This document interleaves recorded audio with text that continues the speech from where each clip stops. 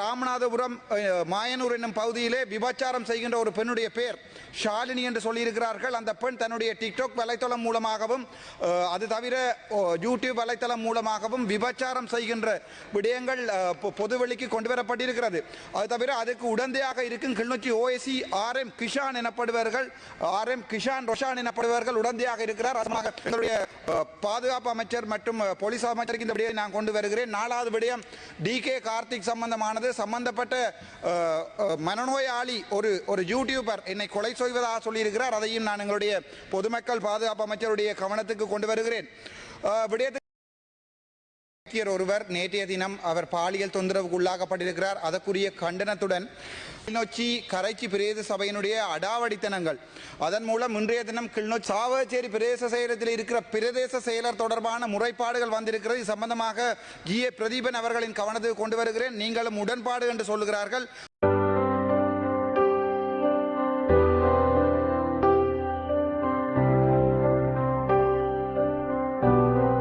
ගරු රාමනාදන් අර්ජුනා මන්ත්‍රතුමා ඔබතුමාට විනාඩි 16ක කාලයක් ලැබෙනවා. මට විනාඩි 20ක් තිබ්බා. විනාඩි 20ක් තිබ්බා. දැන් විනාඩි 16යි ඔබතුමාට ඉතුරු වෙලා තියෙන්නේ. அதான் ஏற்கனவே கமன்னே. Thank you everybody. முக்கியமாக இந்த நாட்டிலே ஒரு முக்கியமான பிரச்சனை இருக்கிறது. இன்றைய தினம் அனுராதபுர வைத்தியசாலையிலே வைத்தியர் ஒருவர் நேற்றைய தினம் அவர் பாலியல் தொந்தரவுக்கு உள்ளாக்கப்பட்டிருக்கிறார். அதற்குரிய கண்டனத்துடன் முக்கியமான 3 விடயங்களை நான் இப்போது சொல்லணும். முதலாவதாக கிளிநொச்சி கரைச்சி பிரதேச சபையினுடைய அடாவடித்தனங்கள், அதன் மூலம் இன்றைய தினம் கிளிநொச்சியிலே இருக்கிற கிளிநொச்சியினுடைய மார்க்கெட் சந்தையில் இருக்கிற வியாபாரிகள் மிகவும் மோசமாக பாதிக்கப்பட்டிருக்கிறார்கள் என்று சொல்லப்படுகிறது. சம்பந்தப்பட்ட அமைச்சரிடம் இந்த கோரிக்கையை நான் வைக்கிறேன். உங்களுக்கு தெரியும் 40 மில்லியன் செலவில் கட்டி வைக்கப்பட்ட 8 கடைகள் திட்டமிட்ட ரீதியிலே 10 மில்லியன் பெறுமதிக்கு அவை உயர்த்தி விலைக்கு கூடப்பட்டு அங்கே வாழ்வாதாரம் இல்லாமல் சிறு சிறு தொழில்கள் மூலம் அவர்களுடைய வருமானத்தை உழைக்கின்ற வியாபாரிகளை இன்றைய தினம் கரைச்சி பிரதேச சபை பாதைக்கு கொண்டு வந்திருக்கிற என்ற விடயங்களை சொல்லிக்கொண்டு, இரண்டாவதாக யாழ்ப்பாணத்தில் இருக்கிற முக்கியமான பிரச்சனை சாவச்சேரி பிரதேச செயலகத்தில் இருக்கிற பிரதேச செயலர் தொடர்பான முறைப்பாடுகள் வந்திருக்கிறது. இது சம்பந்தமாக GA பிரதீபன் அவர்களின் கவனத்துக்கு கொண்டு வருகிறேன். நீங்களும் உடன்பாடு என்று சொல்லுகிறார்கள். அங்கே காணிக்கிளை மற்றும் ICT கிளைகளில் வேலை செய்கின்ற உத்தியோகத்தர்கள் சும்மா இருக்கிறார்கள். அங்கே மக்கள் திருப்பி அனுப்பப்படுகிறார் என்ற முறைப்பாடு இருக்கிறது. 2வது விடயம். 3வது இன்றைய தினம் ஆன்லைன் சம்பந்தமான அமைச்சு என்பதால் இந்த பிரச்சனையை கொண்டு வருகிறேன். கிளிநொச்சியிலே ராமநாதபுரம் மாயனூர் என்னும் பகுதியிலே விபச்சாரம் செய்கின்ற ஒரு பெண்ணுடைய பெயர் ஷாலினி என்று சொல்லியிருக்கிறார்கள். அந்த பெண் தன்னுடைய டிக்டாக் வலைத்தளம் மூலமாகவும் அது தவிர யூடியூப் வலைத்தளம் மூலமாகவும் விபச்சாரம் செய்கின்ற விடயங்கள் பொதுவெளிக்கு கொண்டு வரப்பட்டிருக்கிறது. அது தவிர அதுக்கு உடந்தையாக இருக்கும் கிளிநொச்சி ஓஎஸ்சி RM கிஷான் எனப்படுவார்கள், RM கிஷான் ரொஷான் எனப்படுவார்கள் உடந்தையாக இருக்கிறார். அதனால எங்களுடைய பாதுகாப்பு அமைச்சர் மற்றும் போலீஸ் அமைச்சருக்கு இந்த விடயத்தை நான் கொண்டு வருகிறேன். 4வது விடயம் DK கார்த்திக் சம்பந்தமானது. சம்பந்தப்பட்ட மனநோயாளி ஒரு யூடியூபர் என்னை கொலை செய்வதாக சொல்லியிருக்கிறார். அதையும் நான் எங்களுடைய பொதுமக்கள் பாதுகாப்பு அமைச்சருடைய கவனத்துக்கு கொண்டு வருகிறேன். விடயத்துக்கு வருவோம். நாங்கள் நேற்றைய தினம் கிஸ்புல்லா என்று சொல்லப்படுகின்ற அமைச்சர் ஒருவர் ஒரு சில வசனங்களை சொல்லியிருந்தார். ராமநாதன் அர்ஜுனாவை மருத்துவ பரிசோதனைக்கு அனுப்ப வேண்டும் என்று. மற்றவர்களை மருத்துவ பரிசோதனை அனுப்புவதாக இருந்தால் அவர்கள் மருத்துவத்துறைக்கு, அதாவது ஒரு மருத்துவ சாலைக்கு செல்ல வேண்டும். ஆனால் கிஸ்புல்லா அவர்கள் விடயமாக நான் 1-2 வசனங்களை சொல்லுகிறேன். நான் இஸ்லாம் மதத்துக்கு எதிரானவன் அல்ல. මම කවදාවත් කතා කරේ නෑ මේ අපේ රටේ තියෙන මේ ඉස්ලාමික මාර්ගයේ වරදි කියලා කවදාවත් කිව්වේ නෑ. මම කිව්වා දරුවෝ ටිකක් බඳලා දෙනවා නම් අවුරුදු 9 අවුරුදු 8 දරුවෝ බඳලා දෙනවා නම් ඒක අපි වෙන ආගමක් තියනවා නම් ඒ ආගමෙන් ඒගොල්ලෝ බඳලා දෙනවා නම් ඒක වැරදි කියලා මම කිව්වා. ඒක අපේ මගේ ආගම වෙන්න පුළුවන්, බුද්ධ ආගම වෙන්න පුළුවන්, ක්‍රිස්තියානිටි වෙන්න පුළුවන්, ඉස්ලාම් වෙන්න පුළුවන්. ළමයිව බදලා දෙනවා නම් ඒක වැරදි කියලා මම කිව්වා. අනිත් එක ඒගොල්ලෝ දැන් මේක තියෙන ඒක රට. අපි දමලා මිනිස්සු අපි අවුරුදු ටිකක් යුද්ධ ආයුධ අරගෙන රණ්ඩු වෙච්ච මිනිස්සු අපි කියනවා මේ රට එක රට වෙන්න ඕනේ. එතකොට සමහරු කට්ටිය කියනවා මේ රට ඇතුලේ වෙනම මේ ඒගොල්ලෝට නීතිය තියෙන්න ඕනේ කියලා. ඒක සම්පූර්ණව වැරදි.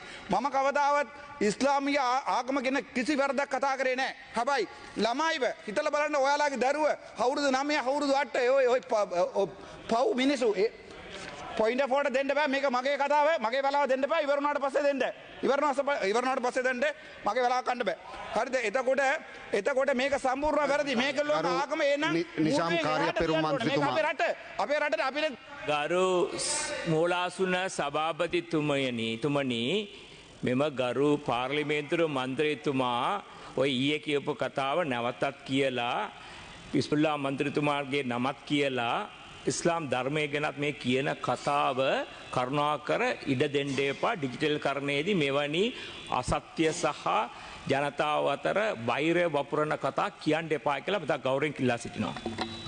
මේකත් මෙතුමාට කියන්න කැමැති ඕගොල්ලෝ දන්නවා මේගොල්ලොන්ගේ ප්‍රදේශවල අපේ කෝවිලයක් කඩලා මාළු මාකටයක් කඩපු මිනිස්සු මේගොල්ලෝ අපි කවදාවත් මම කිව්වා පන්සල කඩන්න බෑ ජාපානයට ඉතුරු ඇමතිලා ඔක්කොම කියනකොට ඉතුරු එම්පිලා ඔක්කොම කියනකොට පන්සල කඩන්න ඕනේ කියලා මම කිව්වා පන්සල කඩන්න බෑ මේ රටේ ආගම කිසි ප්‍රශ්නයක් ගේන්න බෑ කියලා හැබැයි මෙතුමාගේ ආගමේ තියෙනවා නම් අපේ රටේ එළියට අපේ රටට ලැජ්ජා වෙන්න නීතිය අයින් කරන්න ඕනේ මන්ත්‍රීතුමනි මරණොත් මට බය නැහැ ඒක වෙනස් කරන්න ඕනේ කියලා මම කියනවා ගරු මන්ත්‍රීතුමනි අපි විෂයට අදාළව කතා කරමු අහිංස දරුව කොහමද බැඳලා දෙන්නේ අවුරුදු 8 අවුරුදු 9 බබාලාව ඒගොල්ලෝ හිතනවාද ඒගොල්ලෝ දන්නවද ගරු මන්ත්‍රීතුමනි ඒගොල්ලෝ පන්සලේ යන්න බෑ කියලා අපි විවාදයට අදාළව කතා කරමු මෙතුමාගේ සම්පූර්ණ ආගමවිල මට කති කිව්වොත් මාව මරලා දැම්මුත් වැරදි නම් වැරදි ඔබතුමා නවේ හිස්පුල්ලා එයාගේ අම්මා තාත්තා දන්නවා තාත්තා එයාගේ ඔළුවේ මොකුත් නැහැ කියලා ඒ නිසා සිංහලෙන් නම දාලා තියෙන්නේ හිස්පුල්ලා කියලා ඒ කියන්නේ ඔළුව නැහැ ඔළුවේක තියෙන එක හිස්ෆුල් ඒ කියන්නේ ගරු මන්ත්‍රීතුමනි මේ හිස් කියලා පොයින්ට් වල දෙන්න බෑ ඔයාට කොහමද පොයින්ට් එකට ගරු නිසාම් කාර්ය පෙරම මන්ත්‍රීතුමා ඉස්මුල්ලා මන්ත්‍රීතුමා ගැන කියපු සියලුම කතාව හැන්සට් වලින් කපා දමන ලෙස ඉතා ගෞරවයෙන් අයද සිටින අතර දිගින් දිගටම අනිත් තන්ත්‍රීවරුන්ගේ වරප්‍රසාදයේ කඩවිද විදියට මෙතුමා කතා කරොත් ඒ නව කතාව නවත්තන ලෙස ඉල්ලා සිටිනවා. ඔබතුමා විෂයට අදාළව කතා කරන්න. මම දැන් කියන්නේ මේ රට එකම රටක්. මේ රටේ ඉන්න මිනිසුන්ට අවුරුදු 9 අවුරුදු 8 බබා බැඳලා දෙන්න බෑ. ඒක වැරදි. ඒක ප්‍රභාකරන් කිව්වොත් වැරදි. මම කිව්වොත් වැරදි. ඒකෙඩි කිව්වොත් වැරදි. ඒ කොහමද හෙට උදේ යනකොට හිතලා බලන්න අපේ දරුවා ගිහිල්ලා අවුරුදු 9 බබාව එක්කෙනෙකුට බැඳලා දීලා හෙට උදේ වෙනකොට එයාට පන්සලේ ගරු සභානායකතුමා කොච්චර වැරදි කියන්නකෝ. ඒක සම්පූර්ණව වැරදි. ඒක කවුරුන් මෙයා නවේ මාව මරලා දැම්මුත් සල්රාන් වගේ මගේ ගෙදරට ආවිලා බෝම්බේ දැම්මුත් වැරදි නම් වැරදි. ඒක මම ඒකෙන් ඉවර කරනවා. මම අපි බලමු 1983 1983 ஆண்டு எங்களுடைய இனக்கலவரம் உருவாகினது. அப்போது இருந்த காலத்திலிருந்து 1990 ஆண்டிலிருந்து எங்களுடைய இனம் சில சம்பந்தப்பட்ட இனத்தவர்களால் வெட்டி கொலை செய்யப்பட்டது. எங்களுடைய உயிர் எங்களுடைய உடல் உறவுகள் வெட்டி கொலை செய்யப்பட்டது. ஆனால் அப்போதுதான் நாங்கள் ஆயுதம் தூக்கினோம். 1990களில் கூட என்னுடைய தேசிய தலைவன் இவர்களை சொல்லியிருக்கிறார், உங்களுடைய உடைமைகளுடன் வெளியேறுங்கள். உடைமைகளை எடுக்க வேண்டாம் சொல்லவில்லை, ஒரு நாள் கொடுத்திருக்கிறோம், உடைமைகளுடன் வெளியேறும் என்று சொன்ன பிரபாரின் வரலாறு இது. நாங்கள் இவர்களை கொலை செய்யவில்லை, ஆனால் எங்களுடைய தமிழ் மக்களை இவர்கள் வெட்டி வெட்டி கொலை செய்திருக்கிறார்கள். கிழக்கு மாகாணம் முழுக்க எங்களுடைய தமிழ் மக்களுடைய ரத்தம் ஆறாக ஓடி இருக்கிறது. அது மட்டுமல்ல, எங்களுடைய அம்மன் கோவிலை இடைத்து மீன் மார்க்கெட் கட்டிய இனம் இது. அது பிழை என்றால் பிழை, அது யார் வந்தாலும் பிழை இல்லை. ஒரு விடயத்தை நான் மேலும் சொல்லுகிறேன், நாங்கள் ஒரு பாவப்பட்ட இனம். 2009 வரைக்கும் உங்களுக்கு தெரியும், அல் ஜசீரா என்ற தொலைக்காட்சியிலே உங்களுடைய முன்னாள் ஜனாதிபதி ரணில் விக்ரமசிங்க அவர்கள் மிக தெளிவாக மூக்கறுக்கப்பட்டிருக்கிறார். சூர்பனகை மூர்க்கறுக்கப்பட்ட வரலாறு, ராவணன் தங்கை மூர்க்கறுக்கப்பட்ட அதே வரலாறு உங்களுடைய ரணில் விக்ரமசிங்க அவர்கள் மூக்கறுக்கப்பட்டிருக்கிறார். 2009 ஆண்டு எங்களுடைய இனப்படுகொலை, என்னுடைய சகோதரன், என்னுடைய அப்பா உட்பட ஒவ்வொருவரும் காணாமல் ஆக்கப்பட்ட போது இன்று வரை இந்த சிங்கள சமூகம் எங்களுக்கு நீதியை தரவில்லை. எங்களுடைய தம்பி இளங்குமரன் அவருடைய கருத்தை நான் இதில் சொல்ல விரும்புகிறேன். என்னவென்றால், தம்பி இளங்குமரன் சொல்லியிருக்கிறார், சர்வதேச விசாரணை இந்த நாட்டில் தேவையில்லை என்று. கவலை என்னவென்றால், என்னுடைய யாழ்ப்பாண சமூகம், எங்களுடைய அமைச்சர் உட்பட அனைவருக்குமே வாக்கு போட்டது எதுக்காக என்றால் எங்களுக்கு நியாயம் கிடைக்கும் என்ற ஒரே அடிப்படையில். ஆனால் தம்பி இளங்குமரனுடைய கூட்டு, சரி தம்பி இளங்குமரன் தான் ஒரு பேரினவாதிகள் என்ற ஒரு கட்சியோடு இருக்கிறார் என்று வைத்துக் கொள்வோம், அவருடைய தலைமை சொல்வதை தம்பி இளங்குமரன் சொல்ல வேண்டும், பாவம் அவன். ஆனால் எங்களோட இருக்கிற இந்த தமிழ் தேசிய கூட்டமைப்பு என்று சொல்லப்படுகின்ற இந்த கேவலம் கேட்ட ஒரு அரசியல் கட்சி எங்களை 16 வருடங்களாக விபச்சாரம் செய்திருக்கிறது. இந்த உள்ளூராட்சி சபை தேர்தலுக்கும் இந்த மாகாண சபை தேர்தலுக்கும் ஒவ்வொரு வாக்குகளும் இந்த தமிழ் தேசிய கூட்டமைப்பு, உங்களுக்கு தெரியும், சுமந்திரன் ஒருவர் இருந்தார், இதுல ஸ்ரீதரன் ஒருவர் இருக்கிறவர், இவர்கள் ரணிலுடன் சேர்ந்து 2022 ஆண்டு கோதா ஹோம் என்று கோ ஹோம் என்றவற்றை கொண்டு வந்த போது மக்கள் எதிர்பார்த்தது சிஸ்டம் சேஞ்ச். அதனால் தான் 189 பேர் அங்கே இருக்கிறீர்கள். ஆனால் இந்த தமிழ் தேசிய கூட்டமைப்பு என்பது எங்களுடன் ரணிலுடன் சேர்ந்து அவருக்கு சப்போர்ட் பண்ணி எங்களுடைய சர்வதேச விசாரணையை இழிவுபடுத்திய ஒரு சுமந்திரனை எங்களுடைய சமூகம் இந்த நாட்டிலிருந்து திரட்டி இருக்கிறது. அது பரவாயில்லை, நாங்கள் கந்தக காற்றுகளை சுவாசித்தவர்கள். எங்களுடைய பிள்ளை, எங்களுடைய இப்போது வெளிநாட்டில் இருக்கிற என்னுடைய தங்கை தாய் அம்மா செத்தா பிறகு அவளுடைய முளையை குடித்து வளர்ந்தவன் நான். தன்னுடைய தாய் வயிற்றிலே அந்த படங்கள் இருக்கிறது, முக புத்தகத்திலே போய் பாருங்கள் அல்லது நெட்டிலே பாருங்கள். தாய் செல் அடிபட்டு இறந்தா பிறகு இல்லையான் மொய்க்கின்ற தாயின் உடம்பிலே பாலை அருந்தியவன் என்று வெளிநாட்டில் இருப்பதால் தான் நான் இன்று பாராளுமன்றத்துக்கு வந்திருக்கிறேன். அவன் போட்ட பிச்சை, வெளிநாட்டிலே என்னுடைய சகோதரர்கள் போட்ட பிச்சையால் 3 மாதத்திலே நான் பாராளுமன்றம் வந்திருக்கேன். ஆகவே மிகவும் தெளிவாக எங்களுடைய அரசாங்கத்திலே கேட்பது 2009 மட்டுமல்ல, சஹ்ரானுடைய இந்த இனவாதிகளுடைய இந்த சகல விடயங்களை நாங்கள் சர்வதேச நீதிமன்றத்துக்கு கொண்டு வேண்டும். நாங்கள் எங்களுடைய நாட்டிலே உங்களுக்கு தெரியும், எல்லா அரசியல்வாதிகளும் எப்போதுமே உங்களுக்கு வடிவா தெரியும், நல்லாட்சி என்று ஒன்று வந்தது. அதுக்கு பிறகு என்ன நடந்தது? 2009 கோத்தபாய வந்து விரட்டடிக்கப்பட்டவர், அதுக்கு பிறகு ரணில் வந்தவர். எந்த சமூகமும் எந்த மக்களும் என்னுடைய அழிக்கப்பட்ட இனத்துக்கு இதுவரைக்கும் எந்த நியாயத்தையும் சொல்லவில்லை. அதனுடைய அங்கமாக ஏகேடி சொல்லியிருக்கிறார் என்னவென்றால், தான் கூட சர்வதேச விசாரணைக்கு போக மாட்டேன். ஒரு வாக்கு யாழ்ப்பாணத்திலே ஏகேடியினுடைய கட்சிக்கு விழுமாக இருந்தால் அது என்னுடைய தலைவனுக்கும் என்னுடைய 44,000 போராளிகளுக்கும் இப்போது மீதம் இருக்கிற எங்களுடைய இனத்தின் கோடாளி காம்புகளாக இருக்கும் என்பதை உங்களுக்கு நான் சொல்லிக் கொண்டுறேன். அது தவிர உங்களுக்குமே தெரியும், எங்களுடைய புதுமாத்தலன் உட்பட சகல ஹாஸ்பிட்டல்கள் கூட ஷெல் ஆட்லரி அடிக்கப்பட்டிருக்கிறது, அங்கே புக்காரா அடிக்கப்பட்டிருக்கிறது என்ற உண்மையை அல் ஜசீரா தொலைக்காட்சியிலே எங்களுடைய முன்னாள் ஜனாதிபதி ஒத்துக்கொண்டிருக்கிறார். அது பரவாயில்லை. பட்டலாந்து படுகொலை உங்கள் சார்பாக நான் கதைக்கிறேன், உங்கள் குரலாகவும் நான் இருக்கிறதுக்கு தயாராக இருக்கிறேன்.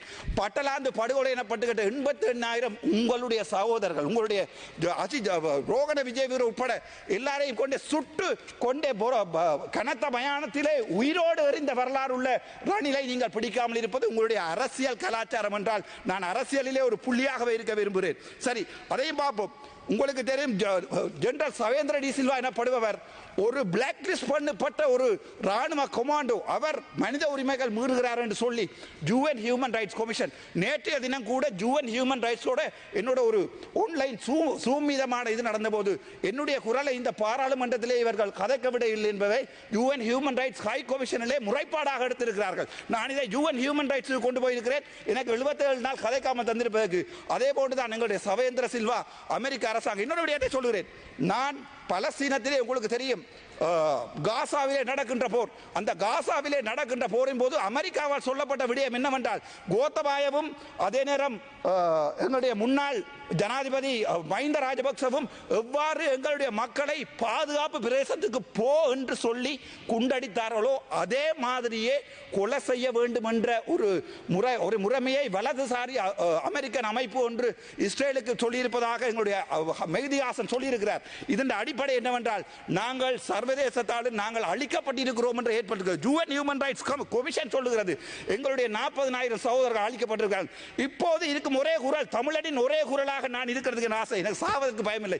சாவதா இருந்தால் எனக்கு பாதுகாப்பு நீங்கள் தரவில்லை, தேவையில்லை. என் கைகள் என்னை பாதுகாத்துக் கொள்ளட்டும், அல்ல என் உடலை என்னுடைய சகோதரர்களுக்கு நீங்கள் அனுப்பி வையுங்கள். 44,000 உறவுகள் பார்த்து கொண்டு தான் இருக்கின்றன. உங்களுடைய அரசாங்கம் தந்து பாதுகாப்பில் வாழ்வதை விட என் உயிரை இழந்து என் சகோதரர்களோட போயிருக்க நான் தயாராக இருக்கிறேன். ஆனால் மிகவும் கவலை என்னென்றால், இந்த 1-2 ஒரு முஸ்லிம் அமைச்சர்கள் எங்களை பார்த்து கதைக்கிற கதை. நாங்கள் எந்த இனத்துக்கும் எதிரானவர்கள் அல்ல. ஒரு நாளில் போங்கோ, யாழ்ப்பாணத்தை விட்டு வெளியேறுங்கள் என்று சொல்லி உடைமைகளுடன் வெளியேறுங்கள் சொன்ன தலைவன் நான், என்னுடைய தலைவன்.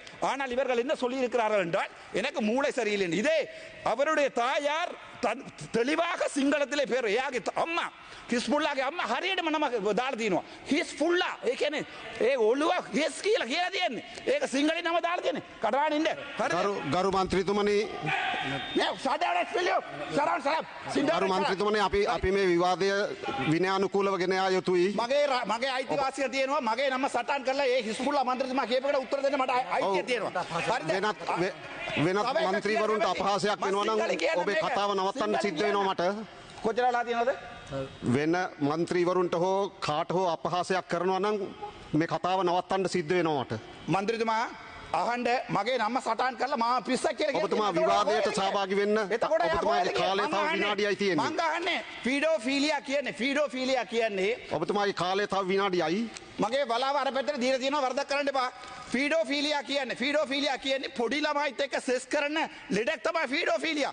එතකොට පොඩි දරුවක් අපි දැකලා එයාත් එක්ක සෙක්ස් කරන්න ඕනේ කියලා හිතනවා නම් ඒක ෆීඩෝෆීලියා.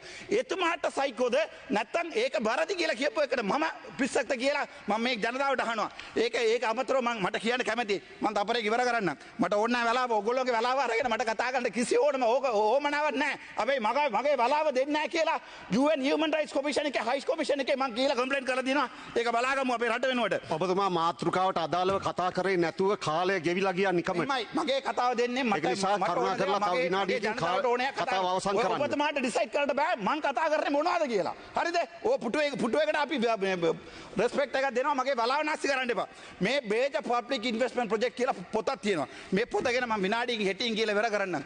මේකින් இந்த மேஜர் பப்ளிக் இன்வெஸ்ட்மெண்ட் புத்தகத்திலே வடக்கு கிழக்கு மாகாணத்திலே ஜெனரல் எடுகேஷனுக்காக நீங்கள் வழங்கி இருக்கிறது சைபர் வீதம்.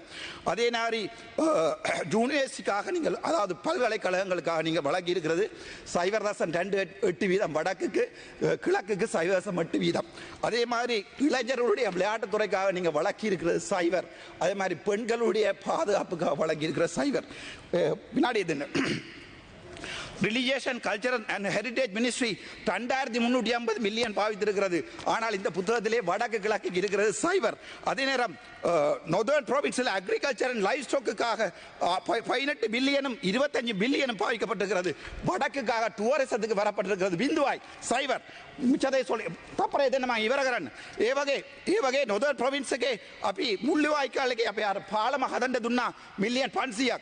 හැබැයි 500 மில்லியன் கொடுக்கப்பட்டிருக்கிறது. அந்த 500 மில்லியன் 1.37 வீதம் மொத்த உங்களுடைய வடக்கினுடைய செலவினுடைய 1 வீதம் சைபர் வீதமான இவற்றையெல்லாம் தந்துவிட்டு வடக்கு மக்களுடைய வாக்குகளை நீங்கள் பிச்சையாக கேட்டு என்னுடைய இனத்தை අවසන් කරන්න. என்னுடைய இனத்தை நீங்கள் அவமதிப்பீர்களாக இருந்தால் வடக்கில் இந்த முறை உள்ளூராட்சி சபையிலே விழுகிற ஒவ்வொரு ஓட்டும் எனக்கு எதிரான ஓட் அல்ல, என்னுடைய தமிழனுடைய எதிர்காலத்துக்குரிய ஓட். ஆகவே ஒவ்வொரு மக்களும் தயவு செய்து சிந்திக்க வேண்டும். நாங்கள் யார்? நாங்கள் தமிழர். நாங்கள் இன்னொரு இனத்தை ஒரு நாளிலே ஒழுங்காக வெளியே போ என்று சொன்ன தமிழன் நான். நாங்கள் செய்யவில்லை, கொலை செய்யவில்லை. ஏனென்றால் நான் தமிழன்டா, யாழ்ப்பாண தமிழ் முடிந்தால் பண்ணிப்பார். தேங்க்யூ.